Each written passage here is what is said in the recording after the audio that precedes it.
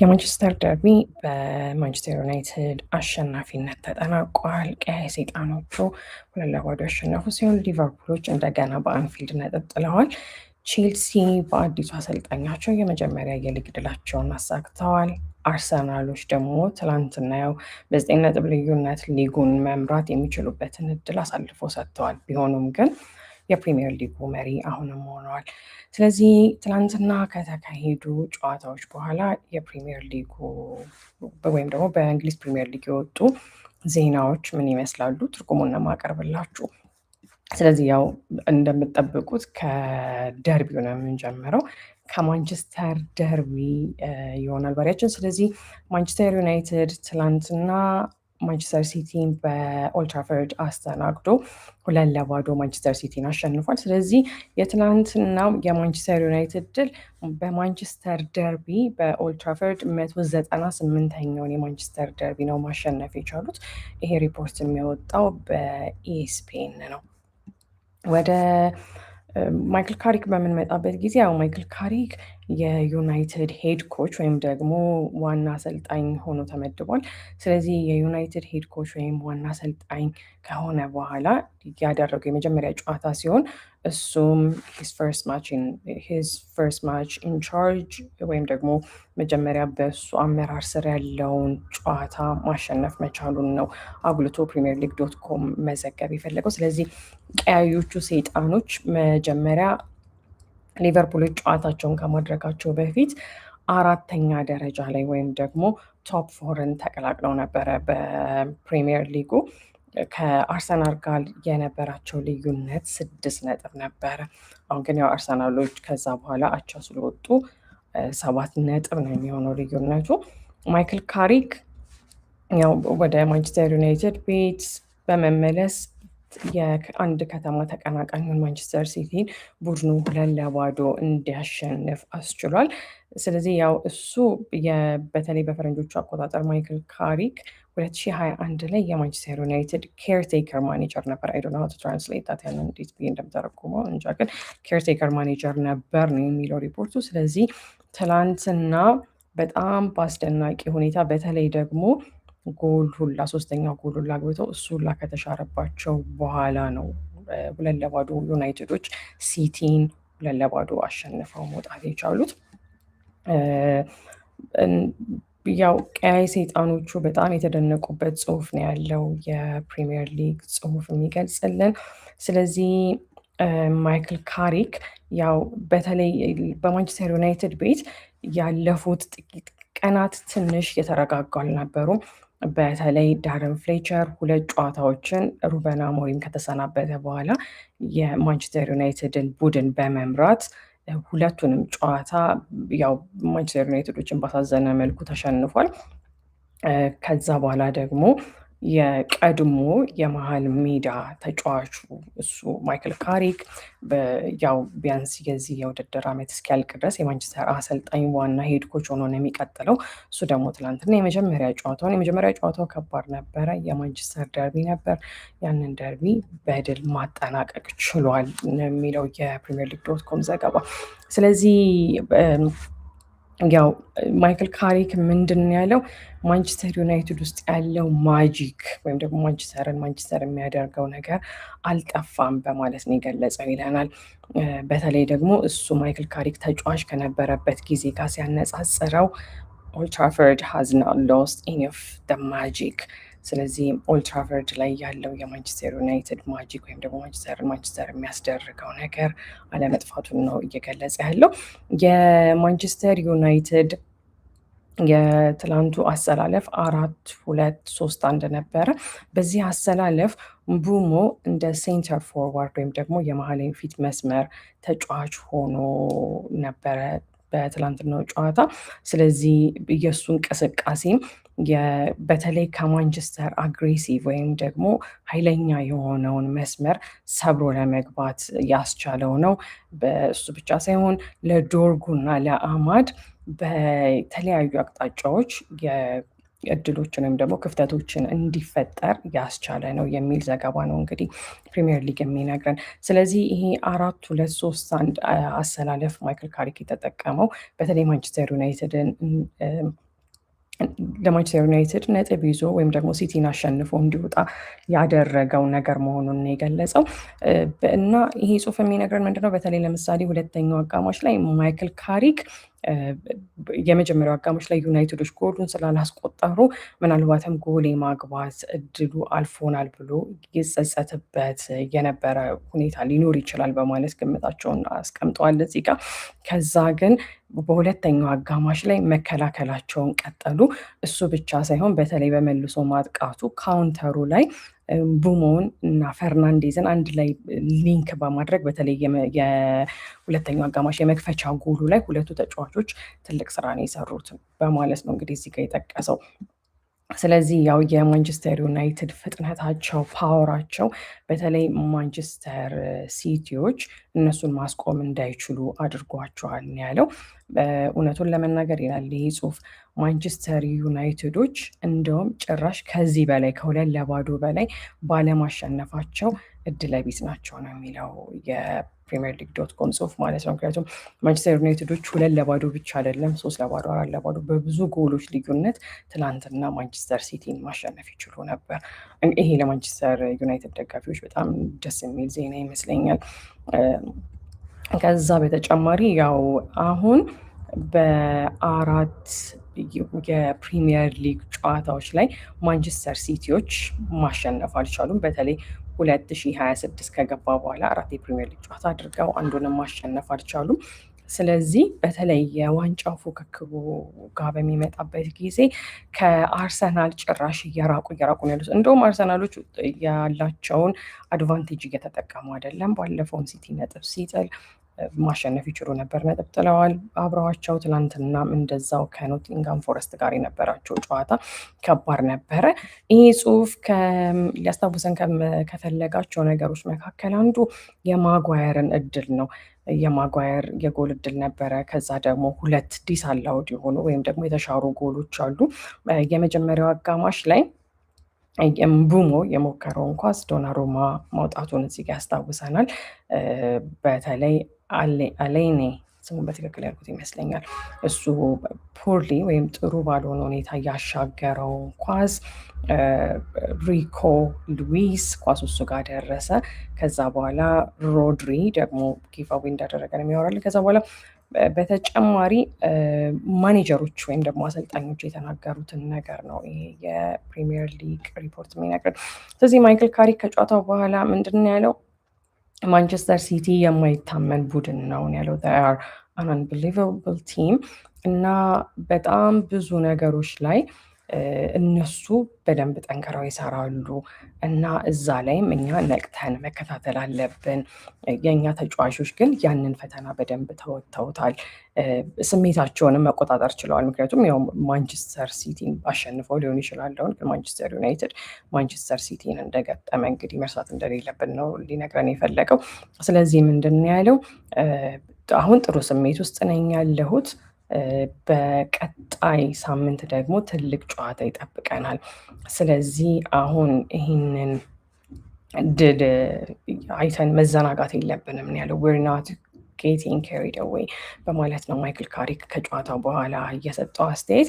ስለዚህ ከዛ በተጨማሪ ምንድን ነው ያለው? ስለ ማንቸስተር ሲቲ ሲያወራ በጣም ዴስፕሬት ወይም ደግሞ ውጤታማ የሆነ ነገር ጎል ለማግባት ለመከላከል ማንቸስተር ሲቲዎች በጣም ሲጓጉ ነበረ በማለት ተናግሯል። የሱንም ተጫዋቾች በዛው ልክ ነው ያወራው። ለማንኛውም የትላንቱን ጨዋታ ኢት ዋዝ ስፔሻል ዴይ ልዩ ቀን ነበር በማለት ነው የተናገረው። ወደ ፔፕ ጋርዲዮላ በምንመጣበት ጊዜ በቃ አንድ ቡድን ከአንተ የተሻለ ሲሆን ያንን መቀበል አለብህ ብሏል ፔፕ ጋርዲዮላ። ስለዚህ ከዚህ ከፔፕ ጋርዲዮላ አስተያየት የምንረዳው ነገር ምንድን ነው? ያው ትናንትና ማንቸስተር ዩናይትድ የተሻለ ቡድን እንደነበረ ነው ቢያንስ በፔፕ ጋርዲዮላ አስተያየት። እናም አንድ ቡድን ከአንተ በልጦ ሲገኝ ያንን መቀበል አለብህ። when a team is better you have to accept it በማለት ነው የተናገረው። ማንቸስተር ዩናይትዶች እኛ ያልነበረን ኤነርጂ ነበራቸው፣ ስለዚህ እንኳን ደስ አላችሁ በማለት ተናግሯል። በጨዋታው መጨረሻ አካባቢ ደግሞ ጎል ማግባት እድል ነበራቸው። የገቡብን ጎሎች ደግሞ በእኛ ከተከላካይ መስመራችን አንጻር የማይረቡ ነበሩ፣ ወይም ደግሞ በደንብ መከላከል አለመቻላቸውን እና የተከላካይ ስህተት መሆኑን አጉልቶ ለማሳየት ሞክሯል። ኮንትሮል ማድረግ አልቻልንም ወይም መቆጣጠር አልቻልንም። ነገር ግን በአጠቃላይ ይህንን እያልን አሁን ማውራት አንችልም ብሏል። ምክንያቱም ያለፈ ነገር ስለሆነ እናም ይህንን ጨዋታ በደንብ ገምግመን መመልከት አለብን። ግን በአጠቃላይ ማንቸስተር ዩናይትዶች they were better እነሱ የተሻሉ ነበሩ የሚል አስተያየት ነው ከጨዋታው በኋላ ፔፕ ጋርዲዮላ ለጋዜጠኞች የሰጠው። ስለዚህ ማንቸስተር ዩናይትዶች ከማንቸስተር ሲቲ ጋር ካደረጓቸው 6 ጨዋታዎች መካከል አንዱን ብቻ ነው የተሸነፉት። 3ቱን አሸንፈዋል፣ 2ቱን አቻ ወጥተዋል ማለት ነው። ስለዚህ ይሄ እንግዲህ በኦልትራፈርድ ከጃንዋሪ 2023 2-1 ማንቸስተር ሲቲን ካሸነፉ በኋላ የመጀመሪያ ድላቸው ሆኖ ተመዝግቧል። ከ3 ዓመት በኋላ ማለት ነው። ምክንያቱም አሁን በፈረንጆቹ በድጋሚ ጃንዋሪ 2026 ላይ ነን ያለ ነው። ማንቸስተር ዩናይትዶች ወይም ቀይ ሰይጣኖች የከተማ ተቀናቃኛቸውን ማሸነፍ የቻሉት በኦልትራፈርድ ከ3 ዓመት በኋላ ነው። ስለዚህ ያንንም ፕሪሚየር ሊግ .com ኖት ለማድረግ ሞክሯል። ያው ማይክል ካሪክ በማንቸስተር ዩናይትድ አሰልጣኝነቱ እስካሁን 4 ጨዋታዎችን አድርጎ የትላንቱን ጨምሮ 3ቱን አሸንፏል፣ 1ዱን አቻ ወጥቷል። ከዛ ደግሞ ፔፕ ጋርዲዮላ ያው እስካሁን ድረስ ከማንቸስተር ዩናይትድ በአሰልጣኝነት ዘመኑ ማንቸስተር ሲቲን ሲያሰለጥን በማንቸስተር ዩናይትድ 10 ተሸንፏል። 10 የተሸነፈው በሊቨርፑል እና በቶትንሃምም ጭምር ነው። ማንቸስተር ሲቲዎች ብዙ ዋንጫ ከማሸነፋቸው አንጻር ይህን ሁሉ ሽንፈት ያስተናገዱ አይመስልም ቁጥሩ። ወደ ሃላንድ በምንሄድበት ጊዜ ያው ትላንትና እኔ ለማንቸስተር ዩናይትድ ስፈራ የነበረው እንደውም ሃላንድን ነበረ። ጭራሽ ትላንትና ሃላንድ ኳሱን 14 ጊዜ ብቻ ነው የነካው እና አሁን በተከታታይ ጨዋታዎች ላይ በ7 ተከታታይ ጨዋታዎች ላይ ከፍጹም ቅጣት ምት ውጪ ምንም በጨዋታ ጎል ያለማስቆጠሩ ጉዞ ቀጥሏል። ስለዚህ በተለይ ቻምፒየንስ ሊግ በፕሪሚየር ሊግ በተከታታይ ነበር። በቃ በሳምንት 2-3 የተለያዩ ጨዋታዎች 3 ሳይሆን በሳምንት 2 ጨዋታ ቢኖር 2ቱም ላይ ጎሎች ያገባል። 4 ጎል 3 ጎል እንደዚህ ያገባ ነበረ። አሁን ግን ያ ብቃቱ እንደሌለ ነው የሚገልጸው። ከዛ በተጨማሪ ስለ ዶርጉ ነው የሚያወራው። 2ኛውን ጎል ለማንቸስተር ዩናይትድ ያስቆጠረው ተጫዋች። ስለዚህ የዶርጉ 4 የሆኑት የፕሪሚየር ሊግ ጎሎቹ ከ5ቱ መካከል ያው ለማንቸስተር ዩናይትድ ካደረጋቸው 6 ጨዋታዎች መካከል ነው በማለት ነው የተናገረው። ስለዚህ 2 ጎል እና 2 አሲስትም አድርጓል የሚል ዘገባ ነው እንግዲህ ፕሪሚየር ሊግ .com ለማውራት የሞከረው። ስለዚህ የፕሪሚየር ሊግ .com ዋናው ትኩረት የነበረው ምንድን ነው?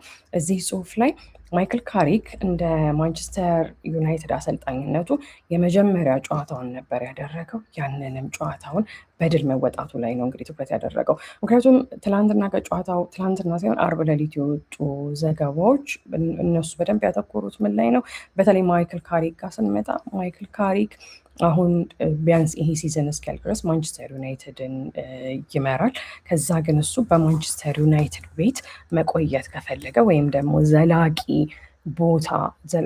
በዘላቂ ሁኔታ አሰልጣኝ ሆኖ መቆየት ከፈለገ ፕሩቭ ማድረግ አለበት ትክክለኛ አሰልጣኝ መሆኑ። ስለዚህ ትናንትና እንደውም ያንን ማድረግ ከፈለገ ሲቲን ማሸነፍ አለበት። ግን ኢት ሲምስ ኢምፖሲብል የሚሆን አይመስልም የሚሉ ጽሁፎች ሲወጡ ነበር። አይ ዶንት ኖ ዋይ ትላንትና አርብ ሌሊት የወጡ ዜናዎች። ስለዚህ ማይክል ካሪክ እንግዲህ በድል ጀምሮታል። አሁን ወደ ኤስፔን ዘገባ ነው የምንሄደው። ኤስፔን ያው በደንብ ለማተኮር የፈለገው ጽሁፉ ላይ የማይክል ካሪክ ስልት ማንቸስተር ዩናይትድ ደርቢውን የበላይ ሆኖ በማንቸስተር ሲቲን 2-0 አሸንፎ እንዲወጣ እንዳደረገው ነው ለመግለጽ የሞከረው። ስለዚህ በተለይ ደግሞ በቃ ማይክል ካሪክ ድሪም ስታርት ወይም ደግሞ በህልማችሁ ብቻ የምታስቡት ወይም ደግሞ የምታልሙት ሪያሊቲ ያለ አይደለ።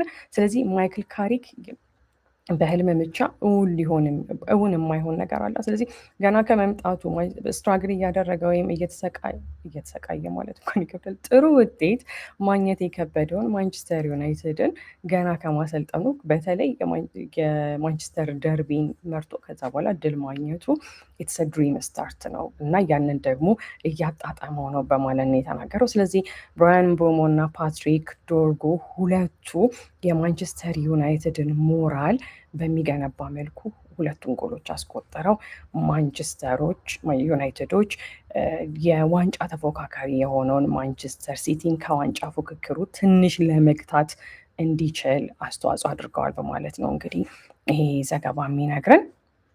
ያው ማይክል ካሪክ አሁን ባለንበት ሳምንት መሀል ላይ ነው የማንቸስተር ዩናይትድ ሄድ ኮች ተደርጎ የተመደበው። ስለዚህ በተለይ በሁለተኛው አጋማሽ ምቦሞና ዶርጉ የማንቸስተር ዩናይትድን ድል በተለይ ኦልትራፎርድ ላይ ያለውን ስሜት ለማነሳሳት ሁለቱ ጎሎች ማስቆጠራቸው ላይ በደንብ ትኩረት አድርጎ እዚህ ጋር ጽፏል። የፔፕ ጋርዲዮላ ቡድን ትናንትና ለካሪክ ሜን ይላል ወይም ለካሪክ ተጫዋቾች ወይም ለማንቸስተር ዩናይትድ ተጫዋቾች ያን ያህል አስፈሪ አልነበረም በማለት ነው እየገለጸ ያለው። ጭራሽ እነሱ በተለይ ያው ዶናሩማ ሴቭ ያደረጋቸውን ኳሶች ሁላ እዚህ ጋር ለመጥቀስ ሞክሯል። ማንቸስተር ዩናይትዶች አንግል የመታባቸው የጎል ሙከራ አለ። ከዛ ደግሞ በኦፍሳይድ ምክንያት 3 ጎሎች ሩላውት ተደርገዋል ወይም ማንቸስተር ዩናይትዶች ተሽሮባቸዋል ማለት ነው። ስለዚህ ይሄ ሁሉ እንዳለው ነው። ትናንትና ማንቸስተር ሲቲዎች በተጠበቀው መልኩ ለማንቸስተር ዩናይትድ አስፈሪ አልነበሩም በማለት ተናግሯል። ስለዚህ የካሪክ ደስተኛነት ትናንትና በተለይ ያው በእንግሊዝ ሀገር ምሳ ሰዓት ላይ ነበረ። ስለዚህ በምሳ ሰዓት የተቀዳጀው ድል የማይክል ካሪክን ደስታ የደበቀ አይደለም። ማይክል ካሪክ ክሊርሊ ደስተኛ ሆኖ በግልጽ ይታየ ነበር በማለት እዚህ ጋር ጽፏል። ስለዚህ ያው ከዚህ በፊት ማይክል ካሪክ ማንቸስተር ዩናይትድን ሲመራ እንደነበረ በዚህ ጽሁፉ ለማስታወስ ሞክሯል ኤስፔን። ከዛ በተጨማሪ ያው ስለ ሃሪ ማጓየር ያወራል። ሃሪ ማጓየር በአዲሱ አሰልጣኝ ከተቀየሩ 5 ተጫዋቾች መካከል አንዱ መሆኑን ነው እየገለጸ ያለው። ከዛ በተጨማሪ ግን ሃሪ ማጓየር ያው 3 ስኮሪንግ ተርድ ሚኒት በ3ኛው ደቂቃ ጎል የመክፈቻ ጎል ለማግባት ተቃርቦ ነበረ በማለት ነው እየገለጸ ያለው። ያው አንግል እንደመለሰበትም እዚህ ጋር ለማስታወስ ሞክሯል ማለት ነው። ብሩኖ ፈርናንዴዝንም ሲያነሱት ነበረ። ስለዚህ ፊል ፎደን ትናንትና በተለይ በዩናይትድ ደጋፊዎች በዩናይትድ ደጋፊዎች እሱ ኳሱን ሲነካ ተቃውሞ የቀረበበት ኦብቪየስሊ ይኖራል። ስለዚህ ተቃውሞ ሲቀርብበት እንደነበር ነው እዚህ ጋር የኤስፔን ጽሁፍ ሊያስረዳን የሞከረው። የሲቲ ቁጥር አንዱ ደግሞ ያው ዶናሩማ ምቦሞን ጎል ለማግባት እንዳይችል እንዳደረገው ነው እየገለጸ ያለው። ከዛ በተጨማሪ የመጨረሻ ላይ ኤርሊንግ ሃላንድ ተቀይሮ ሲወጣ ኦልትራፎርድ ላይ ሲጨበጨብ ነበረ በማለት ነው የገለጹት። ያው የሜሰን ማውንት ጎልም በሌላ ኦፍሳይድ ልክ የጨዋታው ተጨማሪ ደቂቃዎች ወይም የባከኑ ደቂቃዎች ላይ የእሱ ጎል እንደተሻረ ነው የሚገልጸው። ስለዚህ ወደ ሮይተርስ ዘገባ በምንሄድበት ጊዜ የሮይተርስ ዘገባ ደግሞ ያተኮረው ያው ማንቸስተር ዩናይትዶች ቶፕ 4ን ተቀላቀሉ ብሎ ነበረ። ያው ማንቸስተር ዩናይትዶች ትናንትና ቶፕ 4ን ተቀላቅሎ የነበረው ከሊቨርፑል ድል በፊት ነበረ። አሁን 5ኛ ደረጃ ላይ ነው የሚገኙት በፕሪሚየር ሊጉ። ስለዚህ ይሄ ዶሚናንት ደርቢ ዊን ፎር ማንቸስተር ዩናይትድ በማለት ነው የገለጸው። ካሪክ ኢንስፓየር አድርጓቸዋል ወይም ደግሞ አነሳስቷቸዋል። ማይክል ካሪክ ማንቸስተር ዩናይትዶችን ምንድን ያነሳሳቸው ዶሚናንት ወይም ደግሞ የበላይ ሆነው ደርቢውን እንዲያሸንፉ እንዳደረጋቸው ከ6 ሰዓት በፊት የወጣው የሮይተርስ ዘገባ ይነግረናል ማለት ነው። ስለዚህ የካሪክ መመለስ የማንቸስተር ዩናይትድን ይሄ ዶሚኔት አድርገው ወይም ደግሞ የጨዋታው የበላይ ሆነው ጨዋታውን እንዲያሸንፉ እንዳደረጋቸው ነው በዚህን ሰዓት እየገለጸ ያለው። ከዛ በተጨማሪ ወደ አርሰናል እንመለሳለን አንዴ። ስለዚህ በድጋሚ ቱዴይ ወዝ ስፔሻል፣ ዛሬ ልዩ ቀን ነበረ ማይክል ካሪክ ነው የተናገረው። አንድ ውጤት ነው ያለው ኢትስ ዋን ሪዛልት። ነገር ግን ይሄ አሁን ያለንበት ስሜት ዛሬ በተጫወትንበት ሌቭል ወይም ደረጃ ተጫውተን ሁሌ የምናደርገው ነገር መሆን አለበት። ኢት ኒድስ ቱ ቢ ሬጉላር ፊሊንግ በማለት ነው የተናገረው። እንግዲህ ማይክል ካሪክ በርናንዶ ሲልቫ ከጨዋታው በኋላ የሰጠው አስተያየት ምንድን ነው? ለእኛ በጣም መጥፎ ጨዋታ ነበር ብሏል። እንግዲህ የሲቲው ካፕቴን ወይም ደግሞ የሲቲው አምበል በርናንዶ ሲልቫ ለእኛ መጥፎ ጨዋታ ነበረ።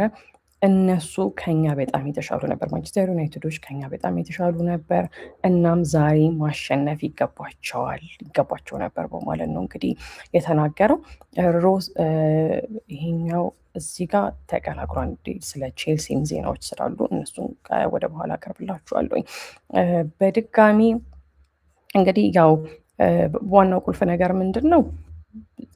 ማንቸስተር ዩናይትዶች በትላንትና በተለይ ታክቲካል ዲሲፕሊናቸውን ያሳዩበት ነው ወይም የስልት ዲሲፕሊናቸውን ያሳዩበት ነው ብለን ልንገልጽ እንችላለን። እንግዲህ እዚህ ጋር የስፔን ነው የጻፈው። እሱን በተለይ የጨዋታውን አብዛኛው ጊዜ በኳስ ቁጥጥሩ በእነሱ ስር ነበረ።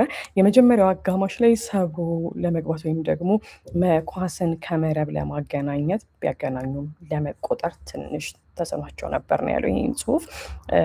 ብዙ የማንቸስተር ዩናይትድ ጎሎች ቢገቡም በኦፍሳይድ ምክንያት ሩል አውት ሲደረጉ ወይም ሲሻሩ ነበረ። ከዛ ግን ባዶ ለባዶውን የሰበረው ምቡሞ ነው በማለት ነው እንግዲህ ኤስፔን እዚህ ጋር የዘገበው።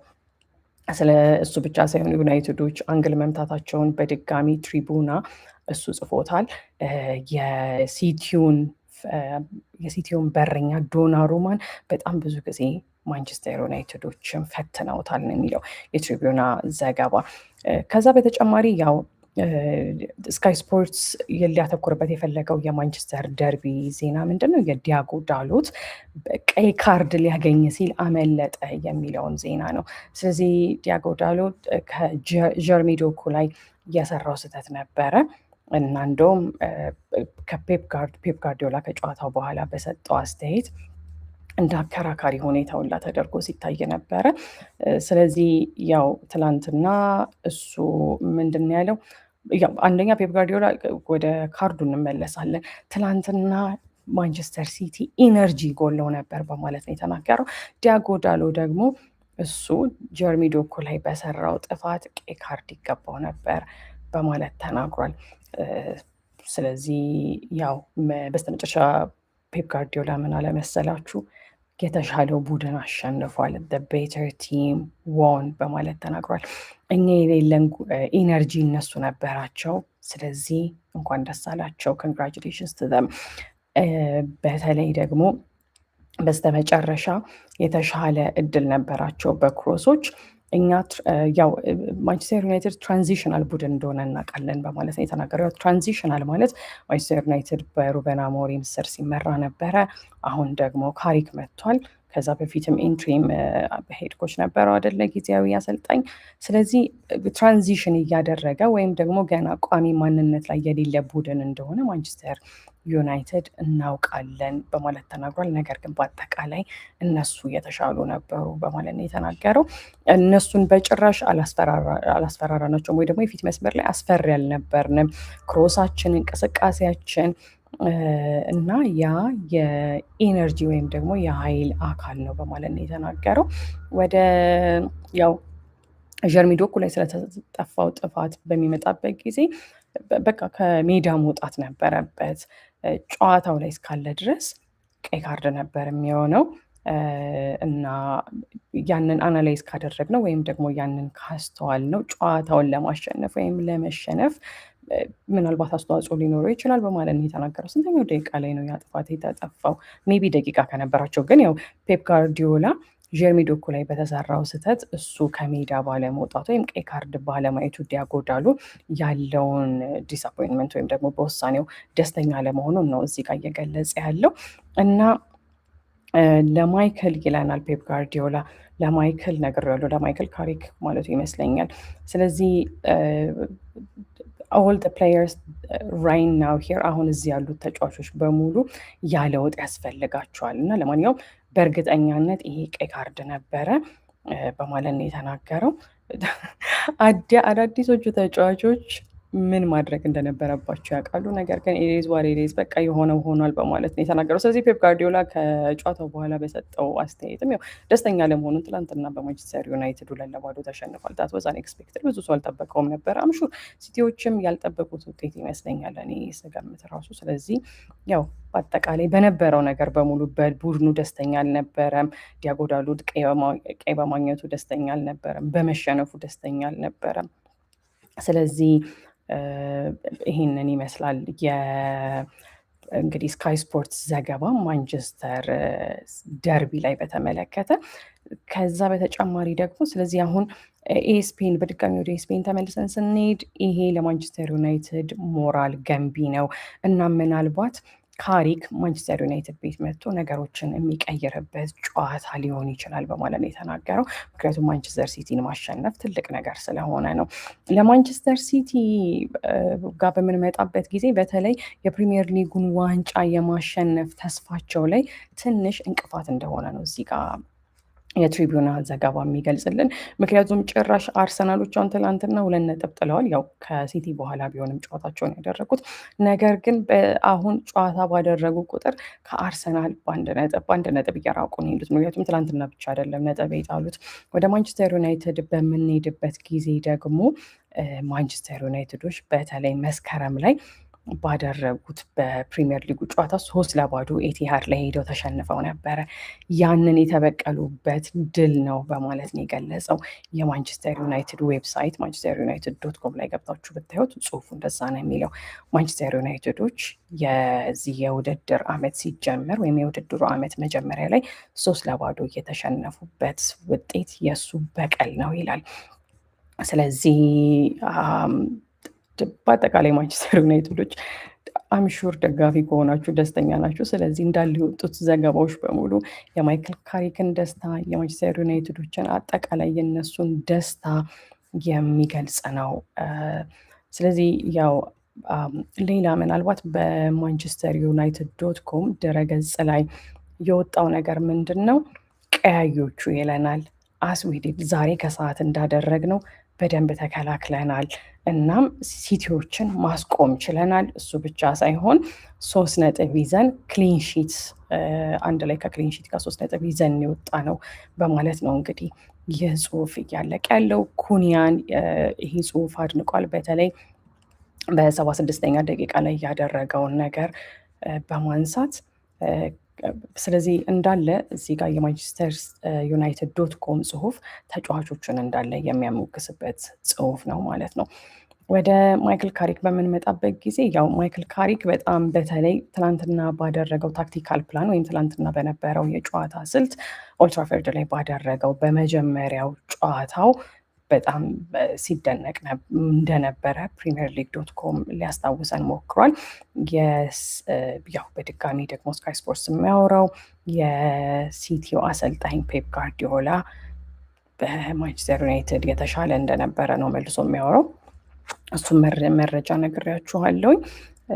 ስለዚህ ይሄ ምን ማለት ነው? ያው ቡሞ 65ኛው ደቂቃ ላይ ዶርጎ 76ኛው ደቂቃ ላይ አግብቷል። ማንቸስተር ዩናይትዶች ብዙ ጎሎች ቢሻሩባቸውም በጠንካራ በሆነ አቋም ኳሱን ተቆጣጥረው ውጤቱን አስጠብቀው መውጣት ችለዋል። ማንቸስተር ሲቲዎች ደግሞ በተቃራኒው ያገኟቸውን የጎል እድሎች ወደ ጎል መቀየር ወይም ደግሞ ማስቆጠር ተስኗቸዋል ነው የሚለው። አሁን ደግሞ ወደ አርሰናል ዜና እንሄዳለን ነው። ከዛ በፊት የሊቨርፑል ጨዋታ ነው የተካሄደው። ስለዚህ ትናንትና ሊቨርፑሎች በርንሊን በአንፊልድ አስተናግደው በ22ኛው የፕሪሚየር ሊግ ሳምንት እንግዲህ አንዳቸው ወጥተዋል። ቻምፒዮኖቹ ትላንትና የጨዋታው የበላይ ቢሆኑም ነገር ግን በድጋሚ ከቨርትስ ጎል ውጪ ሌሎች ጎሎችን ማስቆጠር ሳይችሉ ቀርተዋል። ስለዚህ ያው ትላንትና ሊቨርፑሎች የጨዋታው የበላይ ነበሩ፣ ነገር ግን የጨዋታ የበላይነታቸውን ሳይጠቀሙበት ቀርቷል ነው የሚለው የሮይተርስ ዘገባ። በርንሊ በ65ኛው ደቂቃ ላይ በማርከስ ኤድዋርድስ ጎል አቻ ሆነዋል። ሊቨርፑሎች ያስቆጠሩት የሂውጎ ኤኪቲኬ ጎል ደግሞ በኦፍሳይድ እና በሃንድቦል ወይም ደግሞ በእጅ በተነካ ኳስ በሚል እንደተሻረባቸው ነው የሚያወራው። ፍሎሪያን ቨርትስ ያው እሱ ከጨዋታው በኋላ ምንድን ነው ያለው? ሽንፈት የተሸነፍን መሰለኝ ያለው ቨርትስ። አቻ አይደል የወጡት? የተሸነፍን መሰለኝ። በጣም ብዙ የጎል እድሎችን ስታደርግ፣ በጣም ብዙዎቹ ደግሞ ኢላማቸውን የጠበቁ ሲሆን ያው ብዙ ጎል ማግባት የነበረብን ይመስለኛል። ነገር ግን አንዳንድ ቀን እንደዚህ ነው። የምትችለውን ነገር በሙሉ ታደርጋለህ፣ ከዛ ግን ጎሉ አይገባም በማለት ነው የተናገረው ቨርትስ። ያው ብቸኛውን የሊቨርፑል ጎል ቢያስቆጥርም በትናንትናው የሊቨርፑል ሽንፈትም በለው በሊቨርፑል ነጥብ መጣል ደስተኛ ለመሆኑን ገልጿል። በተለይ ምንድን ነው ያለው? ሽንፈት ይመስላል የተሸነፍን ነው የሚመስለው ነው ያለው። ግን ሊቨርፑሎች አልተሸነፉም፣ አንድ አቻ ነው የወጡት። ያው ከዛ በኋላ የበርንሌው አሰልጣኝ ምን በማለት ነው የተናገረው? ያው አንፊልድ መጥቶ መጫወት ከባድ እንደሆነ እናውቃለን። እናም እነሱ በጣም ብዙ የጎል ሙከራዎችን እንደሚያደርጉ ወይም ደግሞ ሎድስ ኦፍ አታክስ ወይም በጣም እንደሚያጠቁ አውቀን ነበረ። ስለዚህ በትላንትናው ጨዋታ ላይ ያደረግነው ነገር ተረጋግቶ መከላከልን ነው በማለት ተናግሯል። ስለዚህ ኢት ዋዝ አባውት ስቴይንግ ፔሸንት። ስለዚህ ያው በርንሊዎች በተለይ የሊቨርፑሎችን የጎል ሙከራዎች እንዳለ ለማክሸፍ ሰለቸኝ ደከመኝ ሳይሉ እስከ መጨረሻው ሰዓት ድረስ ሲከላከሉ እንደነበር ነው እንግዲህ አሰልጣኛቸው ሊገልጽ የፈለገው። ስለዚህ ይሄ ሮይተርስ ያወጣው ዘገባ ነው። ወደ ፕሪሚየር ሊግ ዶት ኮም በምንሄድበት ጊዜ ደግሞ ያው ፕሪሚየር ሊግ ዶት ኮም ከትላንቱ የሊቨርፑል ጨዋታ በኋላ ትኩረት ሊያደርግበት የፈለገው ነገር ሊቨርፑሎች በማርከስ ኤድዋርድስ በሁለተኛው አጋማሽ ላይ ባስቆጠረው ጎል አቻ መውጣታቸውን ወይም ነጥብ መጣላቸውን ነው። እሱም ብቻ ሳይሆን እዚህ ጋር ሊያተኩርበት የፈለገው ፕሪሚየር ሊግ ዶት ኮም ምንድን ነው የበርንሊ ብቸኛ ኢላማውን የጠበቀ ኳስ ነበር ይለናል። ስለዚህ በርንሊዎች ከሊቨርፑል አንጻር አንድ ኢላማውን የጠበቀ የጎል ሙከራ ነበር ያደረጉት። ያንን የጎል ሙከራ ደግሞ ውጤታማ በሆነ መልኩ ወደ ጎል ለመቀየር እንደቻሉ ነው እዚህ ጋር የሚያወራው። ስለዚህ በአሁኑ ሰዓት ላይ ሊቨርፑሎች ካደረጓቸው የመጨረሻ 4 ጨዋታዎች መካከል አንዱንም ማሸነፍ አልቻሉም። አቻ እየወጡ ስለሆነ በቀደመም አቻ አይደል የወጡት። ስለዚህ እሱን ለማስታወስ ሞክሯል ማለት ነው። ከዛ በኋላ ያው አሁን ከማንቸስተር ዩናይትድ ተነስቶ፣ ምክንያቱም ማንቸስተር ዩናይትዶች ትናንትና አሸንፈዋል፣ አሁን ጫናው ስሎት ላይ ነው በማለት ነው እንግዲህ የዘገበው። ስለዚህ ኤርነ ስሎት ምንድን ነው ያለው? ይህንን ጨዋታ ማሸነፍ ነበረብን በማለት ነው የተናገረው። እስማማለሁ፣ ይህንን ጨዋታ ማሸነፍ ነበረብን። ይህንን ጨዋታ ለማሸነፍ መፈለግ ወይም ደግሞ ማሸነፍ አለብን ብሎ መናገር ብዙ ነገር መጠየቅ አይደለም። በተለይ ከፈጠርናቸው የጎል እድሎች አንጻር ሲታይ ማሸነፍ እንፈልጋለን ወይም ማሸነፍ ነበረብን ብሎ ማውራት ብዙ ነገር መጠየቅ አይደለም በማለት ነው የተናገረው። የኳስ ቁጥጥሩ በብዛት በኛ ነበረ። ብዙ የጎል እድሎችን ፈጥረናል እና ትንሽ ከፈት ያለ ጨዋታ ወይም ደግሞ ኢፍ ዊ ፕሌይ ኤ ቢት ሞር ኦፕን ትንሽ ከፈት አድርገን ብንጫወት ኖሮ እናም ሌላው ቡድን ደግሞ ካውንተር አታክ ላይ ቢያተኩር ኖሮ ምናልባት የተሻለ ነገር ሊኖር ይችል ነበረ። ነገር ግን እንደዛ ማድረግ አልተቻለም በማለት ነው የተናገረው። ስለዚህ ያው የጨዋታ ስልታችንን ቀይረናል ብዬ አላወራም በማለት ነው የተናገረው ኤርነ ስሎት። ነገር ግን ኳሱን ከመረብ ማሳረፍ ተስኖናል፣ ያ ደግሞ የእግር ኳስ አንዱ አካል ነው በማለት ነው እንግዲህ ኤርነ ስሎት ትላንትና ሊቨርፑል ነጥብ ተጋርቶ በመውጣቱ ወይም ደግሞ ማሸነፍ ባለመቻሉ የተሰማውን የቅሬታ ስሜት የገለጸው። ስለዚህ ምንድን ያለው አሁን ያለን የዘንድሮውን ሲዝን በአጠቃላይ የሚገልጽ ጨዋታ ነው፣ ዛሬ ሌላ ምሳሌ የሚሆን ጨዋታ ነው በማለት ነው የተናገረው። ስለዚህ ያው ኤርነ ስሎትም በነበረው የቡድኑ ፐርፎርማንስ ደስተኛ አይደለም። ስለዚህ ቁልፍ የሆኑ እውነታዎች ምንድን ናቸው?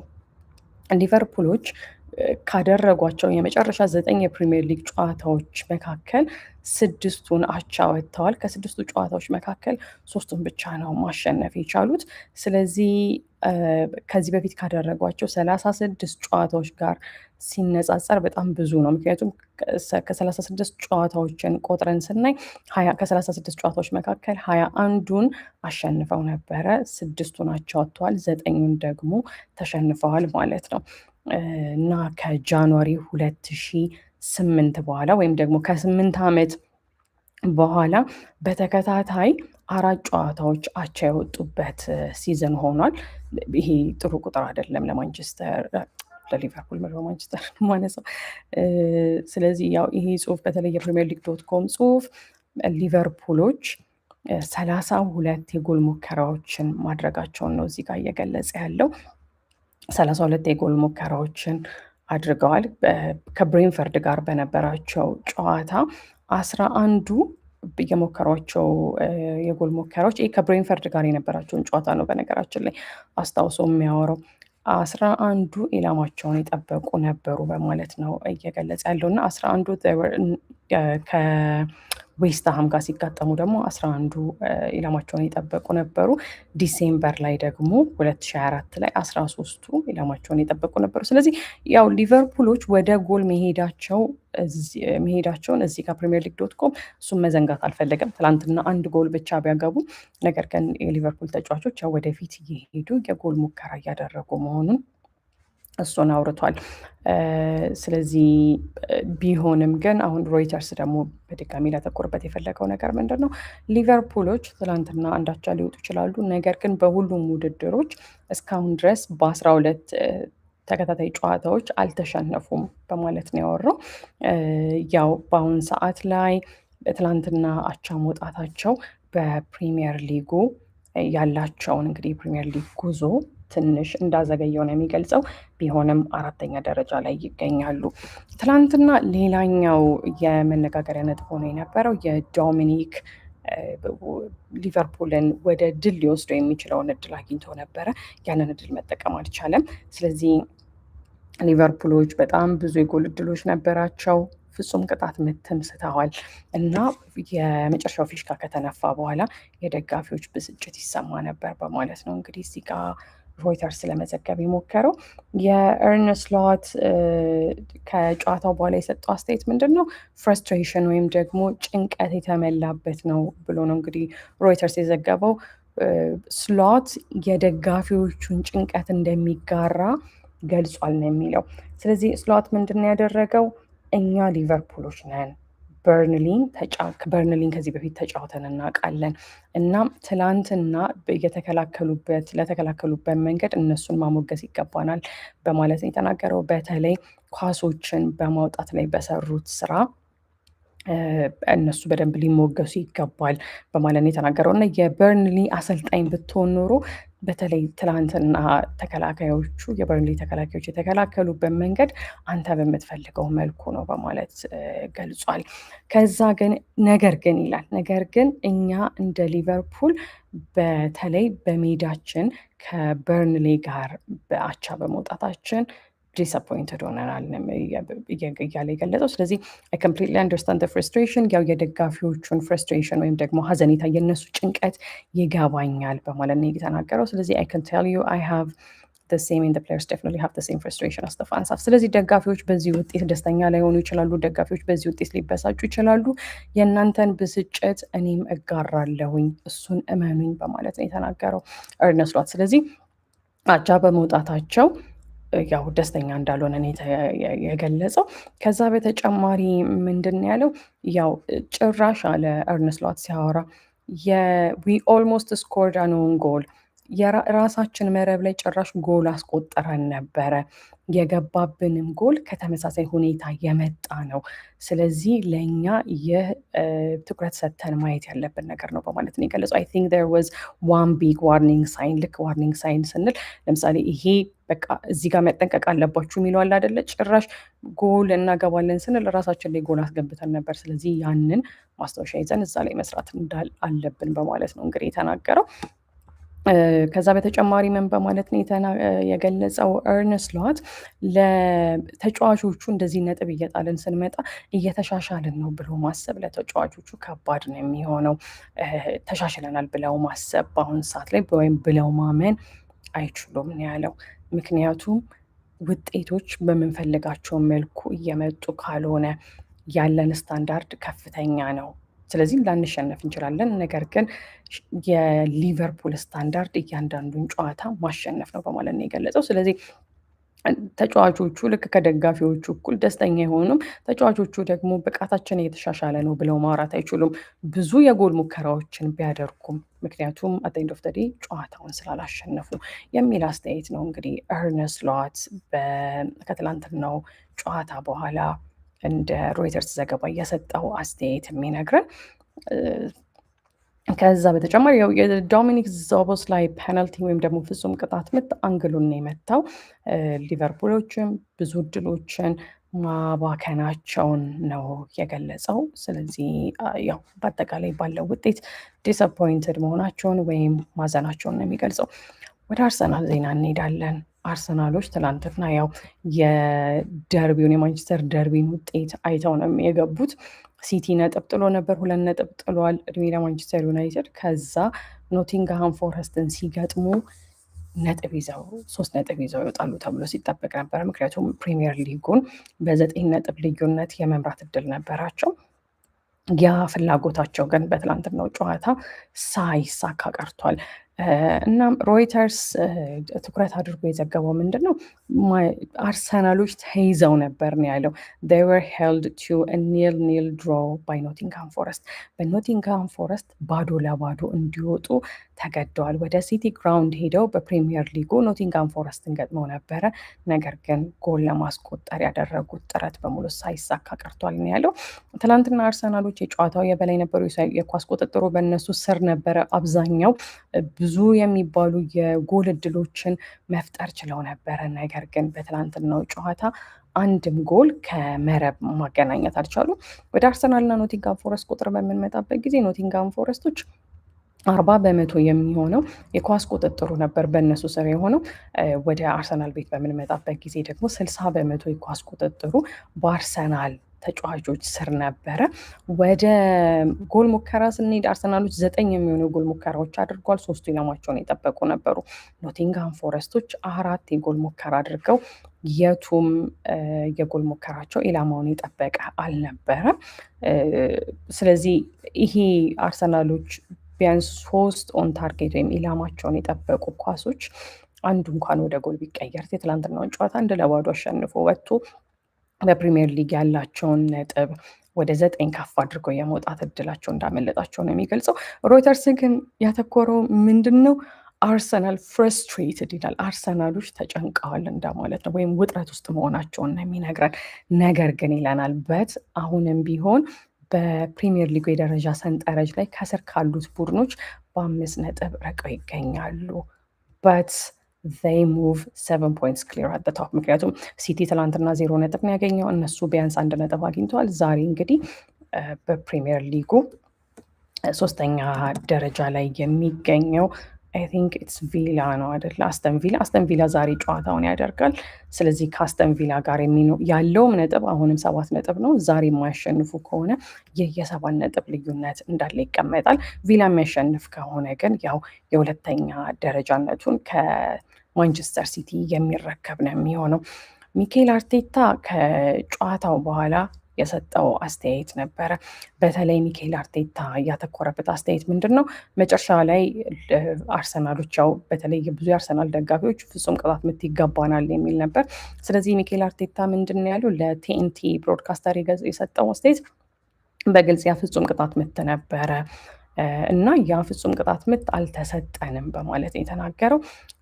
ቀጥታ ተመልክቼዋለሁኝ፣ ስለዚህ ሊሰጠን ይገባ ነበር በማለት ነው የተናገረው። እንግዲህ ሚኬል አርቴታ እናንተ ምን ይመስላችኋል? ፍጹም ቅጣት ምት ነበር አልነበረም? ግን ብዙ የአርሰናል ደጋፊዎችን ያበሳጨ ውሳኔ ነበረ። በተለይ ፍጹም ቅጣት ምቱ አለመሰጠቱ። በድጋሚ የሮይተርስ ዘገባ የሚነግረን ምንድን ነው? ያው አርሰናሎች ትላንትና የነበራቸውን የጎል እድል በአጠቃላይ መቀየር አለመቻላቸውን ነው። ቡካዮ ሳካ ጎል ለማግባት ጥቂት ተቃርቦ ነበረ። ነገር ግን ቡካዮ ሳካ በቴስታ የመታው ኳስ ተሽሮበታል የሚል ጽሁፍ ነው እዚህ ጋር ያለው። ትላንትና የሚኬል አርቴታ ቡድን ወርቃማ የሆነ እድል ተሰጥቶት ነበረ በደረጃ ሰንጠረዡ አናት ላይ ያለውን ልዩነት ለማስፋት ነው የሚለው የሮይተርስ ዘገባ። ነገር ግን አልሰበር ያለው የፎረስት ተከላካይ መስመር የአርሰናሎች የጎል ሙከራዎች እንዳለ ብክነት እንዲሆኑ አስገድዷቸዋል የሚል ጽሁፍ ነው ያለው። ስለዚህ በአጠቃላይ ይሄኛው ጽሁፍ ጠቅለል ያለ መረጃ ነው እዚህ ጋር እየነገረን ያለው። የኖቲንጋም ፎረስት የተከላካይ መስመር እና ጎልኪፐራቸው ማትስ እነሱ ትላንትና ክሊንሺት ከአርሰናል ጋር ይዘው ለመውጣት በደንብ ተቀናጅተው ሰርተው ያም ስራ መጨረሻ ላይ ውጤታማ ሆነው ነጥብ ተጋርተው እንዲወጡ እንዳስቻላቸው ነው የሚገልጸው። ስለዚህ ያው በአሁኑ ሰዓት ላይ አረረም መረረም ሊጉን በ7 ነጥብ እየመሩ ነው። ነገር ግን ከጨዋታው በኋላ ሚኬል አርቴታ ያለውን ጭንቀት ነው የተናገረው።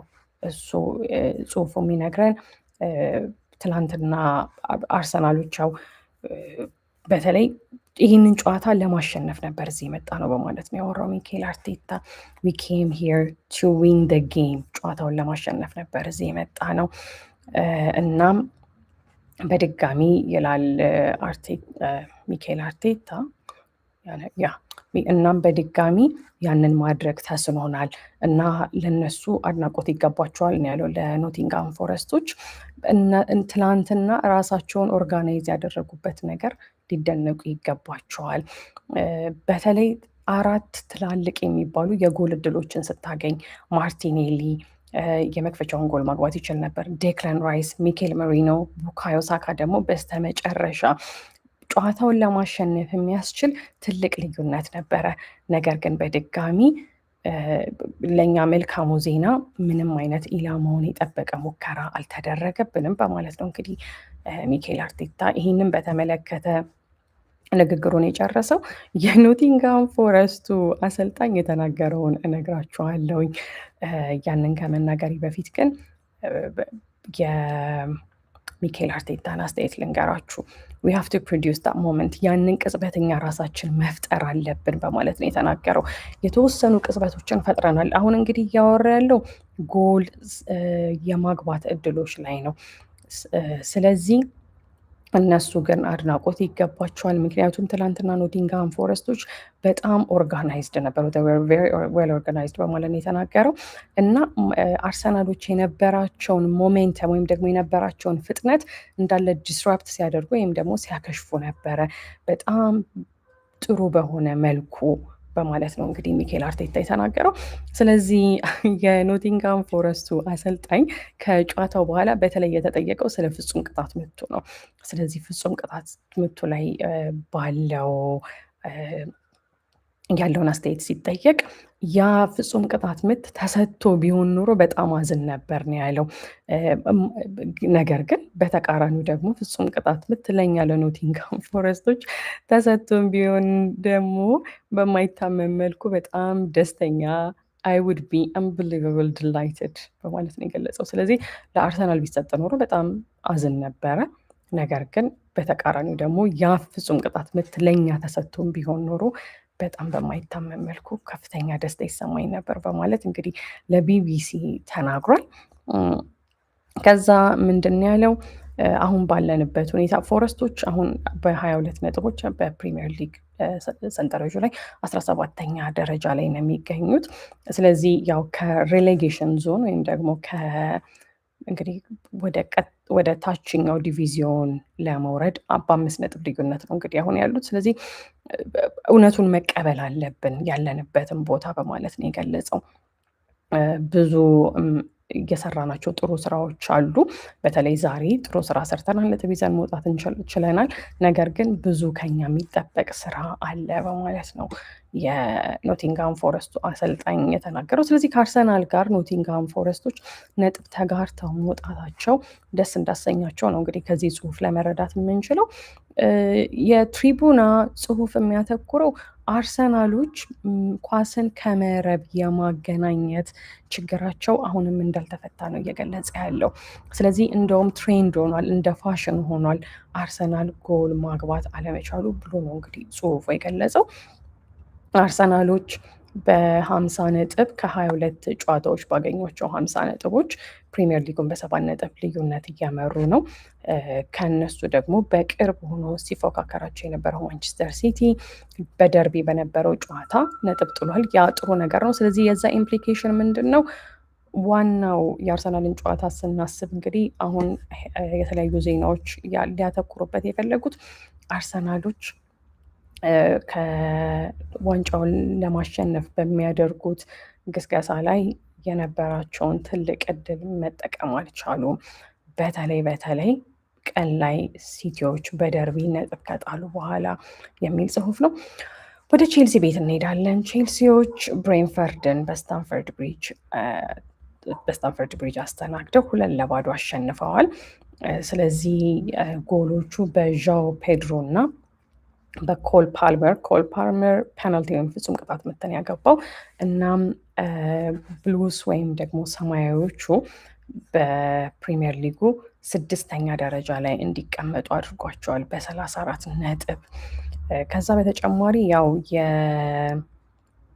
ይሄ የቼልሲ ድል the win ended a 9-game stretch in the league with only 1 victory። ስለዚህ ከ9 የፕሪሚየር ሊግ ጨዋታዎች መካከል ቼልሲዎች አንድ ጨዋታ ብቻ ነበር ማሸነፍ የቻሉት።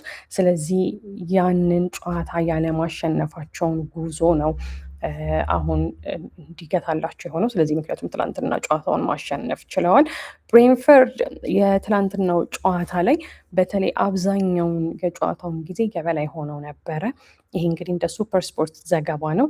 ነገር ግን በተለይ የፊት መስመሩ አካባቢ ብዙ እድል ሲያባክኑ ነበረ በማለት ነው የገለጸው። ቼልሲዎች በተቃራኒው ጥቂት የሚባሉ በተለይ ከብሬንፈርድ ጋር ሲነጻጸር ጥቂት የሚባሉ የጎል እድሎች ነበሯቸው። ነገር ግን ቼልሲዎች እነኛን ያገኟቸውን እድሎች በደንብ መጠቀም ችለዋል ነው የሚለው። ወደ አሰልጣኝ አስተያየት እንሄዳለን። ሮሲኒየር ያው ትላንትና ጥሩ የሚባል አቋም ላይ እንዳልነበሩ የአዲሱ የቼልሲ አሰልጣኝ አምኗል። ስለዚህ አዲሱ አሰልጣኝ በተለይ በትላንትናው ጨዋታ ቼልሲ ነፃ የሚባል ፍሪ ፍሎዊንግ ፉትቦል እንዳልተጫወቱ ነው የገለጸው። ከዛ በተጨማሪ ደግሞ የስኳድ ሜምበሩ ወይም ደግሞ የተጫዋች ስብስቡ በህመም ምክንያት ትንሽ በተለይ በሁለተኛው አጋማሽ ላይ ትንሽ እንዳስቸገራቸው ገልጿል። ነገር ግን ምንድን ያለው ዊ ጋት ዘ ጆብ ደን ዋናውን ስራ ሰርተነዋል በማለት ነው ያወራው። ስለዚህ ይሄ እንደ ያሆ ስፖርትስ ዩኬ ዘገባ ነው። ዋናው ስራውን ሰርተነዋል። ያ ምን ማለት ነው? አሸንፎ 3 ነጥብ ይዘው ከስታንፈርድ ብሪጅ ወጥተዋል። በተለይ ቼልሲዎች ያው ከአርሰናል ጋር ሮብለት የነበራቸው ጨዋታ በተለይ የቼልሲ ደጋፊ ከሆናችሁ የሚያበሳጭ ሊሆን ይችላል። ምክንያቱም ጥሩ ተጫውተው ስለነበረ። ነገር ግን የአርሰናልን መስመር ከጋናቾ ተቀይሮ ከገባ በኋላ ከ2 ጎሎች ውጪ የአርሰናልን መስመር ሰብረው መግባት አለመቻላቸው እንዳለ ሆኖ ትናንትና ጨዋታ አሸንፈው መውጣታቸው መልካም የሚባል ዜና ነው። ስለዚህ ያለን አቲቲዩድ ይላል ያለን ስነ ምግባር ወይም ባህሪ እንደማለት ነው። ካራክተራቸው 2 ጎል እንድናገባና ጨዋታውን አሸንፈን እንድንወጣ አስችሎናል በማለት ነው የተናገረው። እናም ሮሲኒየር ስለ ሪስ ጄምስ እና ፓልመር ተጠይቆ ነበረ። እነሱ በሮሲኒየር አመራር ላይ ያው ከጉዳት መልስ የመጀመሪያ ጨዋታቸውን ያደረጉት። ስለዚህ ለእያንዳንዱ ተጫዋች በእያንዳንዱ ጨዋታ ላይ ጥሩ የሚባሉ ኳሶችን ማቀበል ወይም ደግሞ ጎሎችን ማግባት የማይሆን ነገር ነው በማለት ነው የተናገረው። ነገር ግን ምንም ሆነ ምንም you can still find a way to win ጨዋታውን የማሸነፍ መላ ሁል ጊዜ ታገኛለህ በማለት ነው የተናገረው። እና እንደ ሮሲኒየር ገለጻ ከሆነ ኮል ፓልመር እና ሪስ ጄምስ አብረው ከቡድኑ ጋር አልሰለጠኑም። ነገር ግን ያው ብቻቸውን ሲሰለጥኑ ነበረ በልምምድ ሜዳው ላይ። እነሱ ያላቸውን የስራ ስነ ምግባር የሚያሳይ ነው በማለት ነው የገለጸው። ስለዚህ ሮሲኒየር በተለይ በሪስ ጄምስ እና በኮል ፓልመር መኩራቱን ነው እዚህ ጋር እየገለጸልን ያለው ያው የብሬንፈርዱ አሰልጣኝ ከጨዋታው በኋላ እየሰጠው አስተያየት ምንድን ነበረ? ሁለቱ ቡድኖች ለተጫዋቾች የሚያወጡትን ወጪ ወይም ደግሞ ያወጡትን ገንዘብ መጠን ልዩነት እዛ ላይ አተኩሮ ነበር ጥያቄ የተጠየቀው እና ብዙ ገንዘብ ማውጣት ማለት ጥሩ ተጫዋች ታገኛለህ ማለት አይደለም ብሎ ነው የመለሰው። እንደዛ ነው ብዬ አላምንም በማለት ነው የገለጸው። ስለዚህ እኛ ባለን ተጫዋች ደስተኛ ነን። ለምሳሌ ኢገር ቲያጎ እሱን በ30 ሚሊዮን ፓውንድ ገዝተነዋል። ከዛ በተጨማሪ ደግሞ ሌሎችም ያሉን ተጫዋቾች ጥሩ ተጫዋቾች ናቸው። ስለዚህ ወደ ጨዋታው ስንሄድ 5ኛ ደረጃ ላይ ጎይንግ ኢንቱ ዘ ጌም ፌቭዝ 5ኛ ደረጃ ላይ ሆነን ወደ ጨዋታው መሄዳችን የሚገባን ነገር ነው በማለት ነው የተናገረው። ስለዚህ የትላንትናው ጨዋታ ላይ የነሱ ድክመት ሳይሆን ያው አሁን 7ኛ ደረጃ ላይ ነው የሚገኙት ብሬንፈርዶች እነሱ ስለተሸነፉ ቼልሲ ደግሞ ስላሸነፈ። ስለዚህ በአጠቃላይ በቼልሲ እና በብሬንፈርድ መካከል ያለው ተጫዋች ላይ የሚወጣው ገንዘብ ልዩነት አይደለም ዋናው ነገር በማለት ነው። ወይም እንደዛ ብዬ አላምንም ብሎ ነው እንግዲህ የብሬንፈርዱ አሰልጣኝ ከጨዋታው በኋላ የሰጠው አስተያየት። ግን ሊያም ሮሲኒየር ጨዋታውን አሸንፈን መውጣታችን ዋናው ትልቁን ስራ መስራታችን ነው የሚል ሀሳብ ነው ያለው። ደጋፊዎችና የስፖርት ተንታኞች ከጨዋታው በኋላ ያላቸው አስተያየት ተመሳሳይ አይደለም። ምክንያቱም አንዳንዶቹ በተለይ የተከላካይ መስመሩ ምንም አይነት ጎል ሳይገባበት ክሊን ሺት ይዞ ከዛ እሱ ብቻ ሳይሆን 3 ነጥብ ይዞ በመውጣቱ ደስተኛ ናቸው። ሌሎች የቼልሲ ደጋፊዎች ደግሞ በተለይ ትላንትና የፊት መስመሩ ሻርፕ አልነበረም። በቃ የሆነ ኃይለኛ የሚባል አልነበረም። በአጠቃላይ ያጨዋወት ስልቱም ደስ የሚል አልነበረም ብለው ቅሬታቸውን እያሰሙ ነው። ያም እንደ ኤንቢሲ ስፖርትስ ዘገባ ነው። ቢሆንም ግን 3 ነጥብ ይዘው ወጥተዋል። በፕሪሚየር ሊጉ የደረጃ ሰንጠረዥም ቼልሲዎች 6ኛ ላይ ነው የሚገኙት። አሁን ደግሞ ከዛ በተጨማሪ ምናልባት የቼልሲ ደጋፊዎች ከሆናችሁ ስለዚህ ይሄ ከሚድ ዲሴምበር በኋላ ያሳኩት የፕሪሚየር ሊግ የመጀመሪያ ድላቸው ነው ብሎ ነው ፕሪሚየር ሊግ ዶት ኮም የዘገበው ቼልሲን ማለት ነው። ከዛ በተጨማሪ ደግሞ በተለይ ከፕሪሚየር ሊጉ ቶፕ ሃፍ ይሉታል ከ1 እስከ 10 ያለው ወደ ላይ ለመውጣት ያንን ቦታ በደንብ እዛ ቦታ ላይ በደንብ ለመቀመጥ የነበራቸውን ጉዞ እየገታ ወይም ደግሞ ወደፊት ለመሄድ የማያስችላቸውን ውጤቶች እያገኙ የነበረበት ሁኔታ ነው በማለት ነው ፕሪሚየር ሊግ ዶት ኮም የዘገበው። ከዛ በተጨማሪ ግን ቶክ ስፖርት ስለ አዲስ ተጫዋች ሊያስፈርሙ የሚችሉበት ሁኔታ ላይ እንዳሉ ወይም ፖሲቢሊቲ እንዳለ ነው እንግዲህ ቶክ ስፖርት የዘገበው። ስለዚህ ቼልሲዎች የሬኒስ ተከላካዩን ሬኔስ ቡድኑን ስሙን በትክክል ብዬዋለሁ ብዬ አላልኩትም ብለን ግን እናልፈዋለን። ስለዚህ የተከላካይ መስመር ተጫዋች አለ ጀርሚ ዣኬት እና እሱ በ55 ሚሊዮን ፓውንድ የቼልሲን የተከላካይ መስመር እንዲያጠነክር ከዛ በተጨማሪ ደግሞ ያው ቼልሲ ቤት የተወሰኑ ጉዳቶች አሉ አይደለም፣ ለዛም መጥቶ እንዲያግዝ ቼልሲዎች ኢላማቸው በጃንዋሪ የዝውውር መስኮት ላይ ኢላማቸው ያደረጉት አንድ ተጫዋች ነው የሚል ዘገባ ነው እንግዲህ ቶክ ስፖርት ዶት ኮም ያወጣው። ስለዚህ ሰማያዊዎቹ እሱን ማስፈረም የሚፈልጉ ከሆነ 55 ሚሊዮን ፓውንድ ይሄ የ20 ዓመቱን ወጣት ተከላካይ ለማስፈረም የ20 ዓመቱን ወጣት ተከላካይ ለማስፈረም 55 ሚሊዮን ፓውንድ ማውጣት እንዳለባቸው ነው እየገለጸ ያለው። ስለዚህ ቼልሲዎች ያው ከሬኔ ጋር ንግግር ላይ ናቸው፣ ወይም ከዚህ ከጀርሚ ቡድን ጋር ንግግር ላይ መሆናቸውን ገልጿል። ስለዚህ አሁን በአውሮፓ ላይ ያለ በጣም ኤክሳይቲንግ ወጣቱ ተጫዋች ነው በማለት ነው ወይም ደግሞ እንደዛ ተብሎ ይወራል በማለት ነው እንግዲህ ቶክ ስፖርት እየዘገበ ያለው። አዲሱ ምናልባት በቼልሲ ማሊያ ልናየው የምንችለው የፈረንሳዩ ተጫዋች ዣኬት ሂዝ ሪጋርድድ አስ ዋን ኦፍ ዩሮፕስ ሞስት ኤክሳይቲንግ ያንግ ፕሌየርስ። ስለዚህ በአውሮፓ ውስጥ አሉ ከሚባሉ ኤክሳይቲንግ ወይም ደስ ከሚሉ ተጫዋቾች መካከል ወጣት ተጫዋቾች መካከል አንዱ ነው ተብሎ ይወራል በማለት ነው የገለጸው። ስለዚህ በተለይ ደግሞ የጽሁፍ የሚያስረዳን ምንድን ነው ቼልሲዎች አዲስ ሴንተር ባክ ፍለጋ ላይ ናቸው። እናም ዣኬትን ወደ ቼልሲ የሚያመጡት ከሆነ ብቃቱ ሲደመር ወጣትነቱ ለቼልሲ በተለይ ደግሞ ለሊያም ሮሲኒየር ቡድን ትልቅ ለውጥ ይዞ እንደሚመጣ ነው የገለጸው። በተለይ በጉዳት ተጫዋቾች ሲቀሩ ከዛ ደግሞ የተከላካይ መስመሩ ላይ ክፍተት በሚኖርበት ጊዜ እነዛን ክፍተቶች የሚሞላ ተጫዋች ፖቴንሻል ያለው ወይም ብቃት ያለው ተጫዋች መሆኑን የገለጸው።